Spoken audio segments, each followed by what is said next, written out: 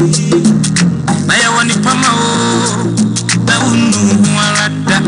ifisa kudie musamo kubenya abrabum musamo abenya namsun sam kubenya anije musam kubenya enyumpana kakuma kubenya yamaimu amanyo sam kubenya osumpa bibra kubenya kubenya nina Sompa TV Dabana papini suo Sompa dia Ema ke fiapa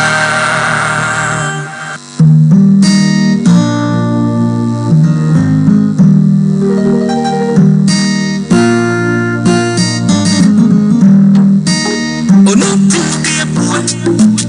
Upuwe ya wampuwe ni kwao Odi enijie ni mkansha Abara bomu afutu Nyamsumu wani daso Adi enijie biro ni panyina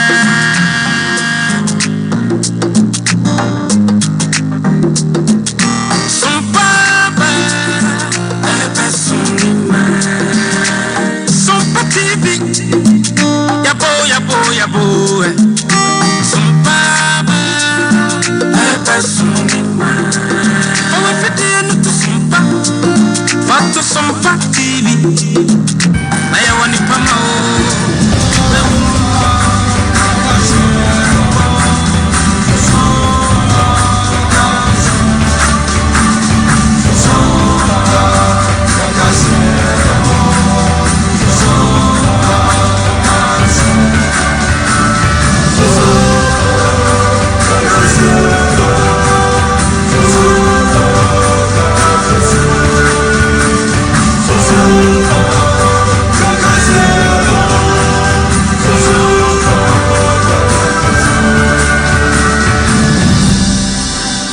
Sompa TV suni yada wase amba waha ena wia insam no doso ana yade ba senior staff edema abansu apon ahodo no omotrese omate atua na eberebe no mbeba awia yade ho asem ebreo na embarasa bedwane de ma adehye ya ewo ekumfi ewura abeku Crystal ene samtrofo edin komo o ka asem bi ede ya kire Iwi asigina efa nsemu ana nado danko akufu ado kan ye no ho na eyede asem na oka woni ana wo pese osi o manfo na mu Ghana mbarase bedwam MPP amonyoko no edimu no maako edun son bi wo hodo ma awiai tawason na ensem bi efira kire ya eba Obakai na muasha nso a ena no pebere o mahini odubu achetra ase wade achembi adwumadie no so no video ya etwagu ye no odi nkomo bebere edefa hono aka ho bi ama yewura Elvis afriye ankra wore nano atum afa sa video no ene sade video no adwempo ene nsusuye esi etie yewura kwadwo opon enkroma amadebosoafo ena ekasai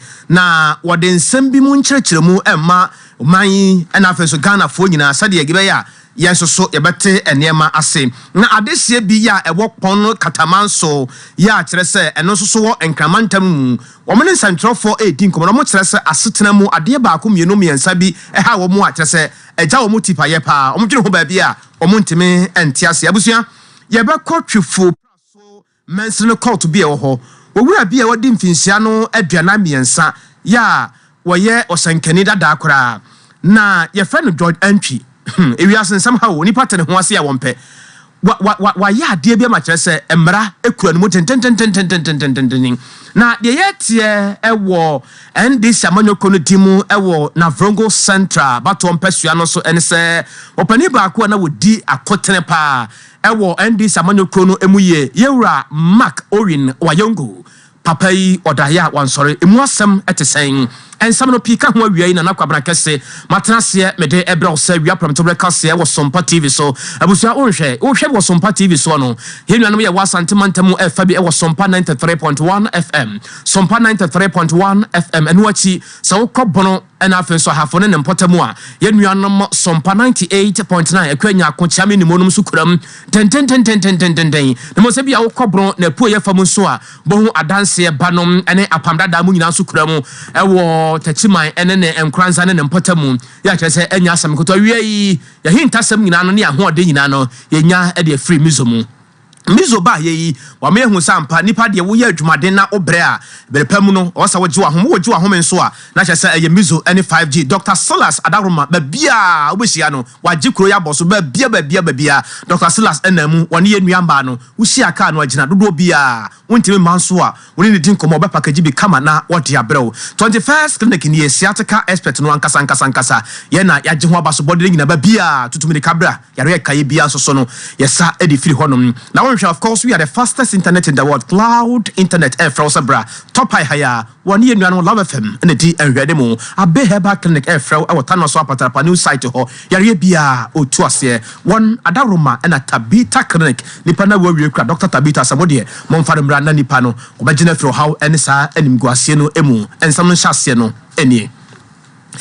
A church form penny for ya what trade e wa ban suapomu no. Omu wo ekuru na ekuru na waka won ho adiabom na omu tonkra ade akere apan omu tere se enema bi aha wo mu ache na che ache nyina no ebra so so mu yi aban na no ebia na aban no won kai ebia na aban no erefi ene se omu ntenka bi mu ate aka mu njaban no hwe na sa ntenka mu no won hwe na wonyi emfa ema wo mu nyesa atama ehye adehye no yare bi yare tenten wo tsa afra se February bosom nim kura ebeka sa bre ya omu kasai tetu aban fama wo mu na tiatu aban fama wo mu a wo ye da ekotira de aha wo tira de tiatu he obotomu a wo ye da tira de wo kasakura enkoda no kura enti ebiemu nso empanifo dadafo ni bi wo hono mu a aban de wo muka sasika ni nyina no eka bom mu atese na akoya homete akoya yaw pa ya kesa wo dwene ho baabi a onti ase na opani a woni nsamtrofo edi nkomo ede ma ne nduam yewura donko ato no bo ase a kyerɛkyerɛ mu de enti a omoni aban no esi nkunwa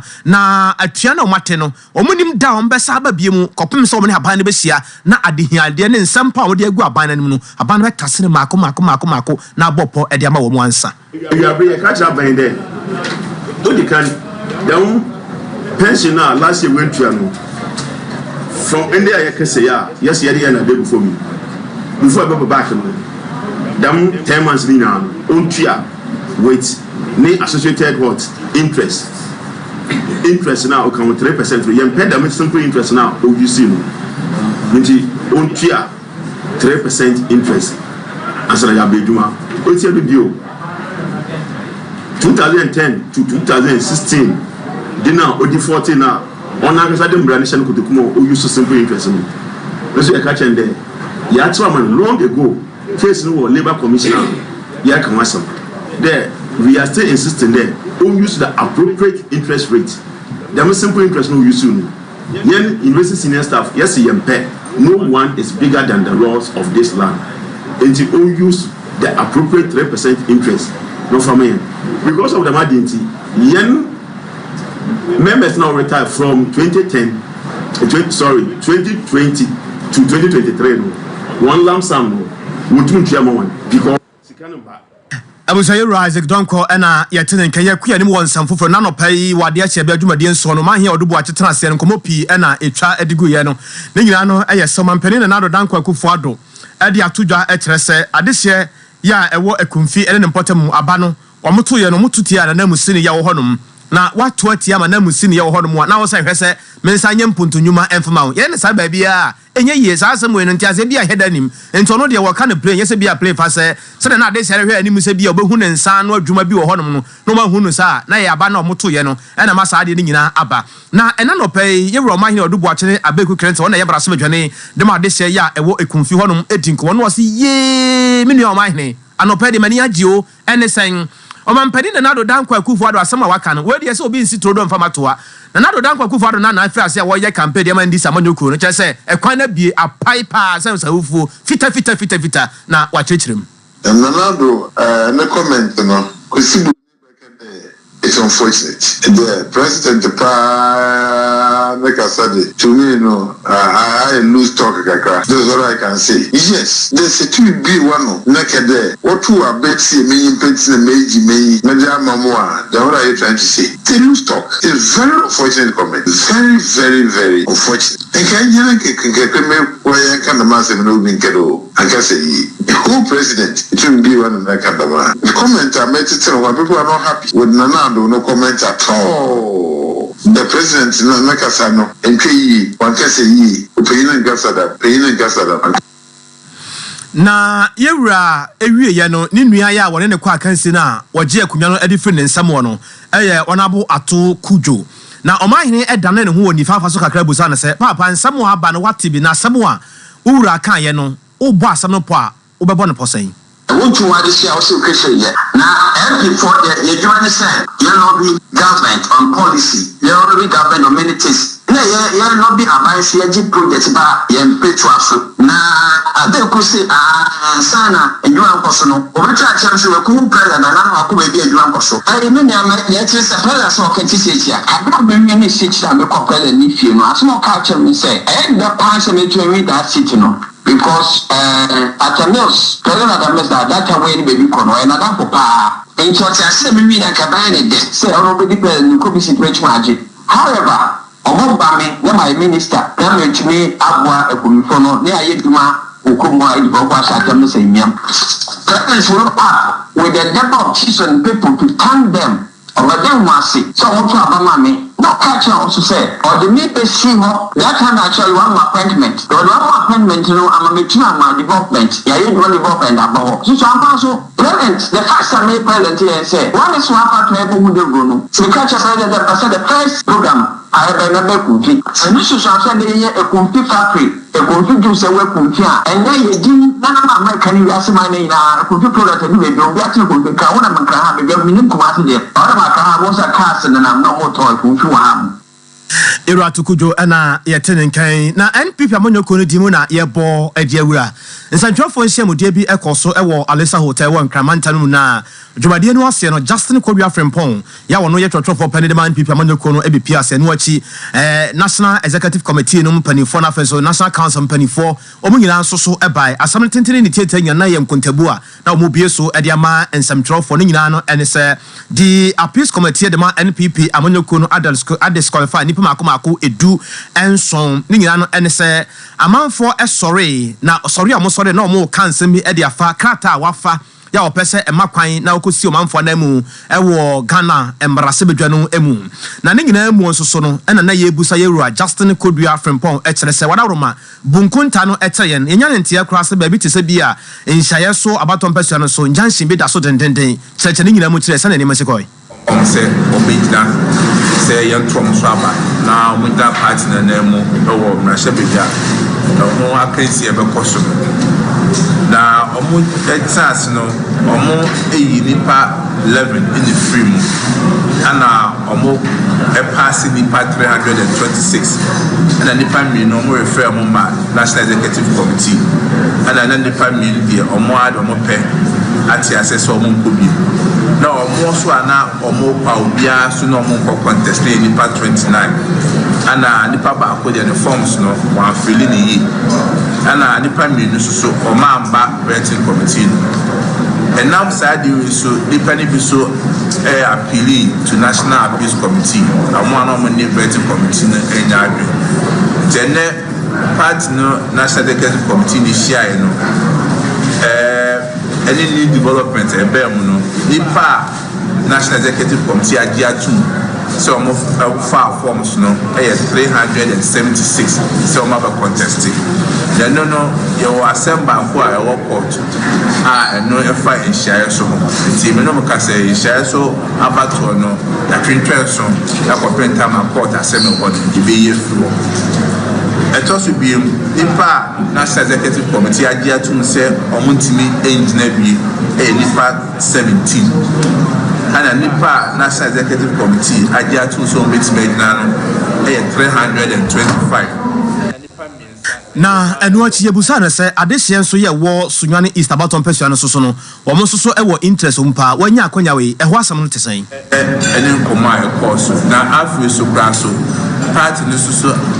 ashe regional party no National Executive Committee ashe regional party ne se omonhwe by Monday abedo kwa form reconciliation committee no so omo fa betuja na National Executive Committee so ye fa yeso e die entuja no monhwe se me ya the 12 banwia kwa be fa so be ka party for ni ngabo na ma se bi ye da party na ni so no ye set me aka na me 2024 elections Era Justin Korea Frimpong JFK ena yetinen kan former director of elections the man ND Samuel Kun Era Elvis Free Yankra ena kasa mohwa video bi secretary pa nyina no yese sesofo sedienye ena wode ND Samuel Kun nipa no mu bi ejina ba bi na omaso sesekan sediemu na omo kanche edinse akantam sam de mohwe bi atie bi wakenkan bebere pa ewo wani so na ena no pay o mahini odubuachi ebusa Yera Elvis Free Yankra se ade ayehwe no eye de ade pa na ekoso that video no the year 2020 na me election director no and asem the year 2020 you see I'm election director biom enti adwuma we no wo ya wo build network of informants to say that more media for more sources are so be mutimi information graphic for bedroom no enti ya information said yenya MPP for ISL omo ayeba be training omo first of all me BBF training of trainers into omo ne ma omo tete ye de omo akwa training agency na enti trainer of trainers na ayeba be tete omo no omo target is on the sikapudu be room na omo timi enya bi on omo side na se teacher ni akwa chere nkola de so omo timi e de omo sa ka omo a and just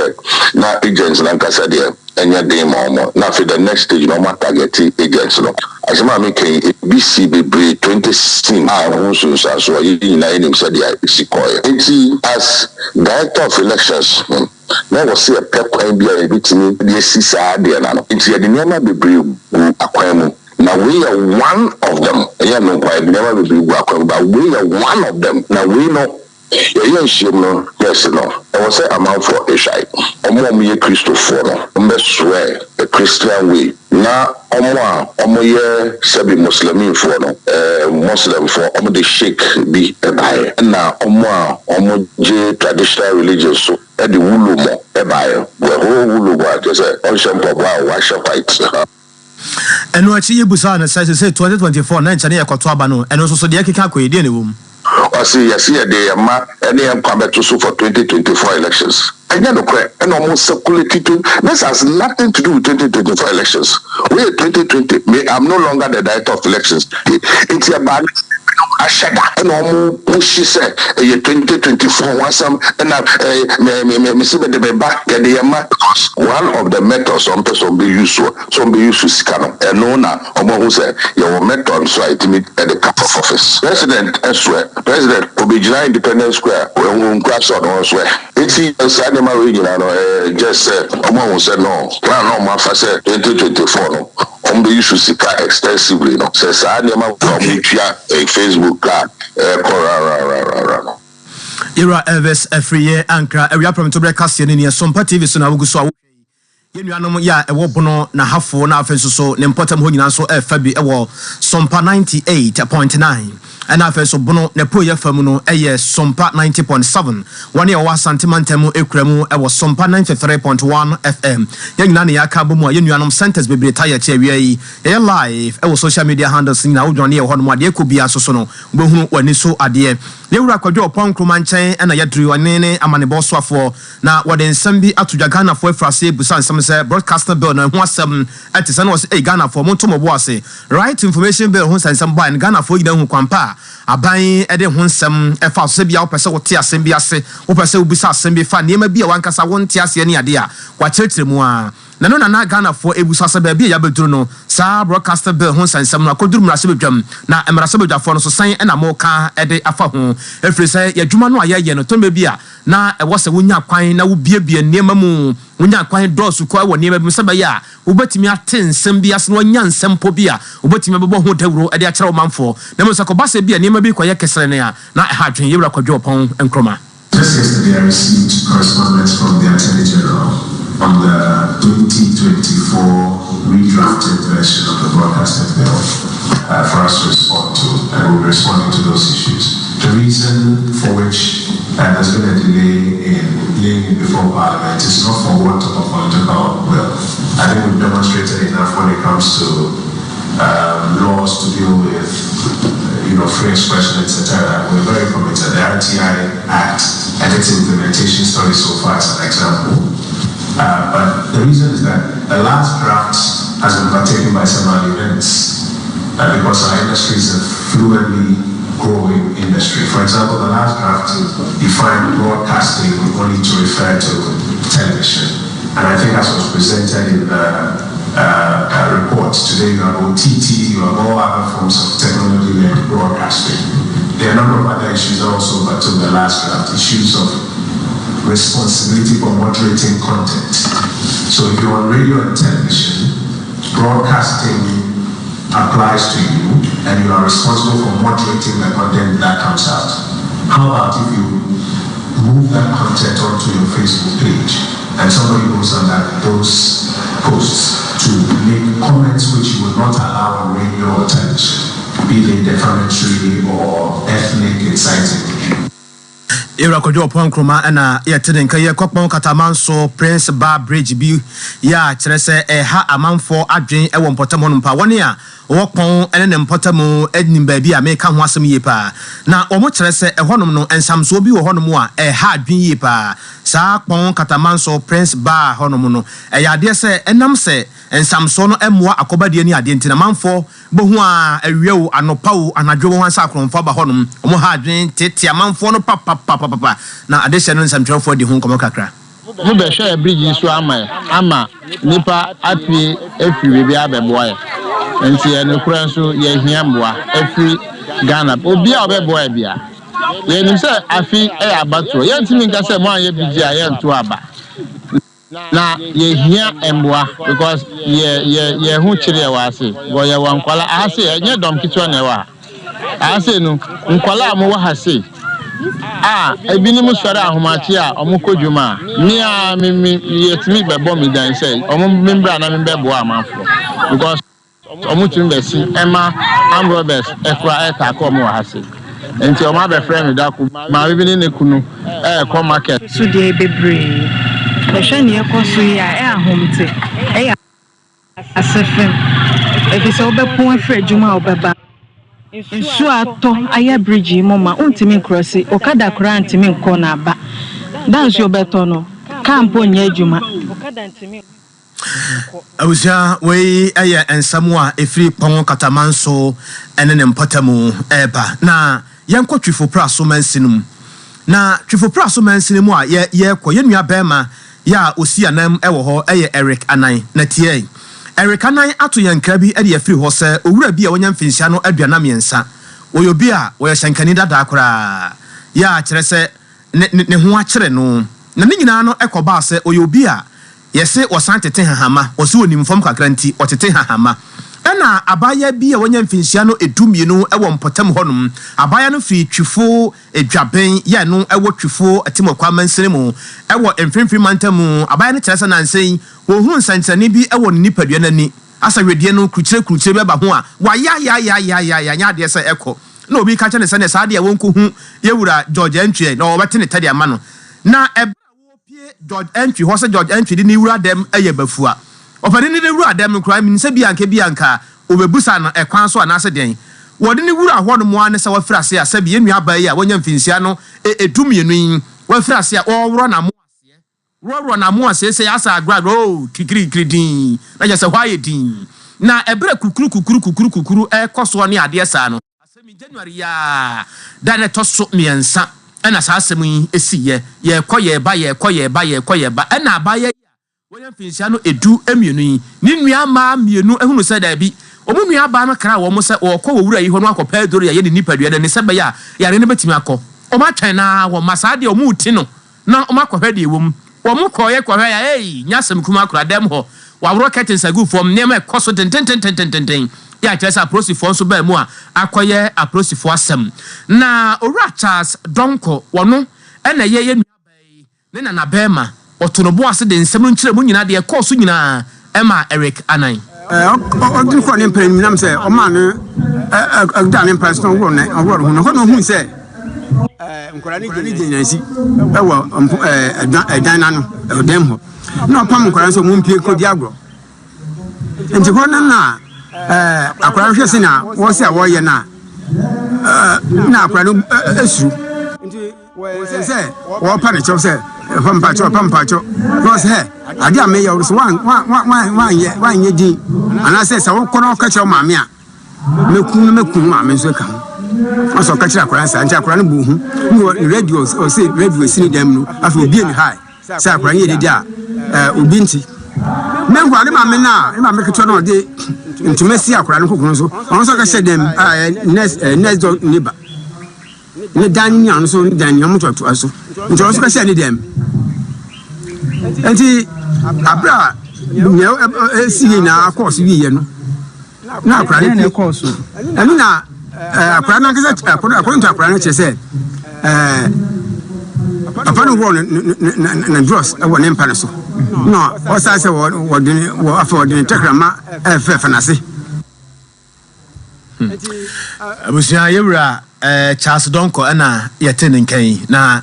ensam no akoya court ni approach for asem tie nua ba mai wo hode ye nka ne bebre ye nkwa homa no so ye ni nkomo kakra ye ne yewura Samuel Amu a wona ye acha me hina ba de akire de ma GP RTU eno ye sen nkomo bi ase na enya ne ntese nsakra ye bia ba kakra mira ye Samuel akwa ba bia mu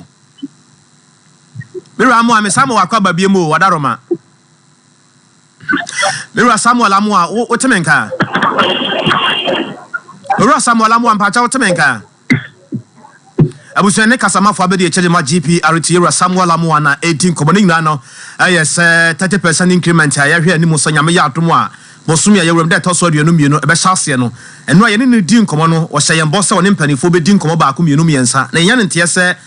enegi sem bi free mu aba na emu asem etesen ya pese ye no edi nkomo na ye hwesa de enema esi konti kuku ebe dan ye ho aba kakra be ya yo ene sadia ye guso a ye twa yewura Samuel Amu na wiai me kanfo de ma wo se bomodin samon sa be ka mizu ene 5G ni bin ene ka sama wo mun say no Dr. Silas ena momonte so ba bia Dr. Silas ho wo package no oton di o ma dwuma no kra no ayefo e de ma customers no ba bia wo se bia no oton sa frɛ no ana obeba na wo de bi e de apra nti bomodin na frɛ 0246270221 0246270221 mayenku ye chine hwesa homa de betomu a Ras Samuel Amu na me no edi nkomo a chiame hen abedi a chire de ma GP RTU mira ya Samuel akwa ba bi mu no na ye edi nkomo ye ntia sansa chara ye bi aba na emu asama kosisen papa me da se na ni je o ti ko bi ya bre e de o mi na nza ndra ni edi nkomo fa asinchabo ntimu o mu chichi ba bi mu a ye de ba bon tia we share the shot here every the 24th of January 2024. Now, and we be sure yeah, and we boy SN signal them the regions in the branches. Meaning, I said they will be everything actually I am a calculation now. It's what they do. That's just say until once to be and come back and what the stations and they also. And we sure yeah share and want to my calebo meaning say. Be something about class area air transport ministry so the above on thing now ministry so say and the teacher and who be there in the idea to me for more fire some I can end now yes you who that class you know or find this no answer that yeah one come na me na say for some time now I'm the ministry no ya din sende bra ko na nima ya na yenya humwa ebia empantri nchen ena biemu nso nka ye achenta foko baten na emrani nhihye bi fita taxi bi ni ade eba na ye ni nte fa achenta fo wa esese ye ni de tia no na nkomo ni etinkunya ednya nkitabudie ka de be ya ye bi ade nchire beba ni egunu ni ati eto bi a ebi omode ba ni ati ase Obi the kadi to so tia na on take na tia ya me ni tia no katakata wo ho dani ya me nyina emma nti be ya mu se bi ni tina ba bonte be ka we no okwan bi so ni eto ya susu se ni ana e san komo ye ni sen komo to nsa dia for the leadership of GTR so sa say there ya take ye no mutuna na nhihye bi a on ya ka na mu mi to mu be ba bonte the public should disregard your statement na dia ba bonte there and so okwan bi so no na anko koye amfa mayen them assistant now no that 20% ni dey use back into ya ahobua coming Wednesday 24th of January 2024 yo Opanima yana wase waye nitia ede ama yewura Samuel Amoa wonna ya chia be hia be de eche de ma GPRTU wono na yete ne enkan abusua na miguso ya me kanfo de ma wo sebo modern na ade bia eha wo bia no se yare na eha wo na apomde no enkoyi a me pa 21st clinic na wo se wodi wani akire mu oba ye o me hu sampa se krobi wa krobi to aso ne sen yare bia efiri wo namrom kosi wa pampam wedie nani anase wo nam no emukura no a ninga no wo ye hu adwuma ne mom de agye ho abaso bode pa no eye siatica yare ni din de nenso eye yare ene sen so osisi achi wo pa achi ho no mo afa wo to etwam wo sere mu nankokom no anantu besi fam no enyawo a ebeku ato 22 America na efo ne chire mu ewo 21st kan nkrabata bia ben wo bia na yentu ase emfa ma obra emma bie mu 0540311311 0540311311 wonu sa 3A Herbal Center so eba ye wo me hu sampa se koku ni betima tu ase se ya yam tim no be ko na face si ya de nyina so no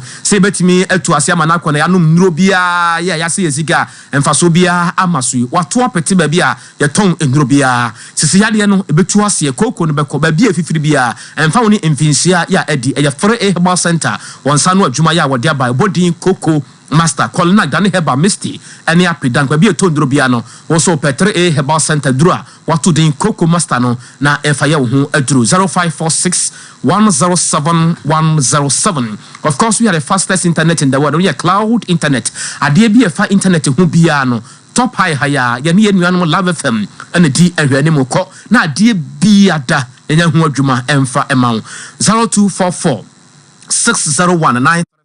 0244-601-933 Tabita ni nipa na wawie Dr. Samodie momfa no emra Tabita clinic ba yo me hu se yahra wane ye brebo ne ade nyina no ye hu adwuma ya chese namu yare bia awo hu nsam na ye dende ma wo a bema sam no kofom ne ade wankasa ugitum se ne ma nkoyi sade wo hwehwe no a mesra wo nyina no for ne chirem e wo infections nyina no so ye betu ase betwa herbal treatment massage papa bi nso e betwa ade agu na Madina Firestone Footbridge on my first footbridge after the atomic roundabout ye hono mo aye adwuma kuma se so for line alignment takwa na feso takwa de nesunyane nyina so no Tabita Center no aje babia 0260196219 0260196219 na ya je woso abusua ma yemfa we enso so tawu emfa ema wo se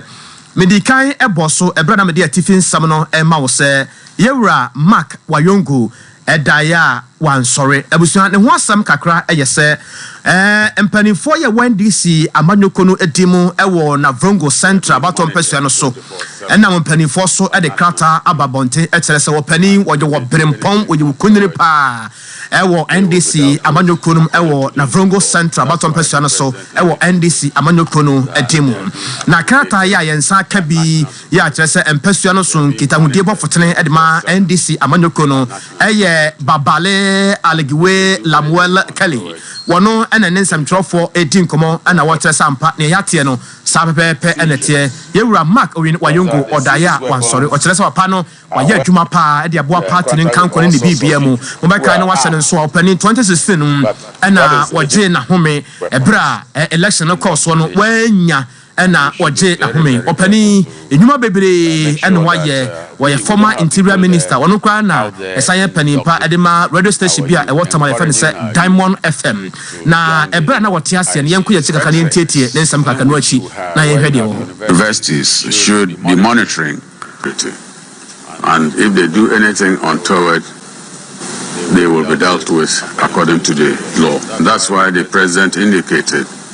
that they are being accommodated by national security. They are being monitored 24/7. Yewura Mark Wayongo ana yatani kabusia edemobesi ewo hase na sade afcon no honsam esitia ne brenu nti wadawroma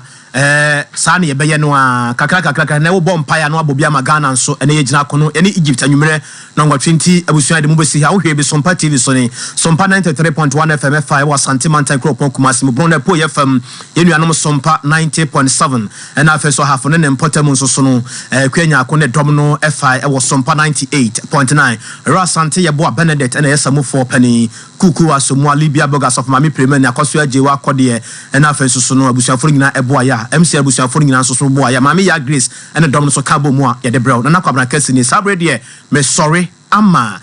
Sompa enkomos of mami prime nanso de waleze miwa fan ho papa life obonu krum ha de well akonta pa ya de nyame nsira ye ko Sompa enkomo to aso